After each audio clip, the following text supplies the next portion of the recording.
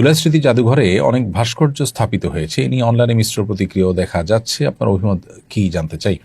প্রিয় দর্শক, আমার অভিমত গুরুত্বপূর্ণ নয়, গুরুত্বপূর্ণ হলো যে জুলাই স্মৃতি জাদুঘরে ভাস্কর্য স্থাপিত হওয়া এটা কি বিগত ফ্যাসিস্ট আমলের ভাস্কর্য পলিটিক্স যেটা ছিল তাদের সেটারই অংশ কিনা বা সেটারই ধারাবাহিকতা কিনা।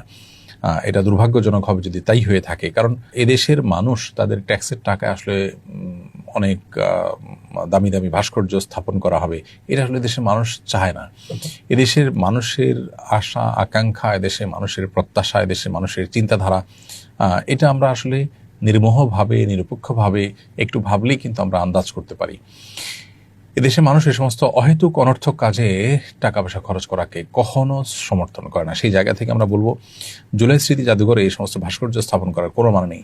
জুলাইয়ে যারা মারা গেছেন তাদের পরিবারগুলোর খোঁজখবর না নিয়ে, যারা আহত হয়েছেন তাদের প্রপার ট্রিটমেন্টের ব্যবস্থা না করে, ক্ষতিপূরণের ব্যবস্থা না করে ভাস্কর্য স্থাপন করে আসলে আমরা কি করতে চাই, এটা আমার মনে হয় নতুন করে ভাবা উচিত। এই যে গতানুগতিক কাজ, এই যে বিগত সময় থেকে চলে আসা ভাস্কর্য কালচার, এগুলো থেকে আমাদের বেরিয়ে আসাটা খুবই প্রয়োজন। আমি মনে করি এটা গণমানুষের টাকাকে গণমানুষের আশা আকাঙ্ক্ষার বিপরীতে খরচ করার শামিল।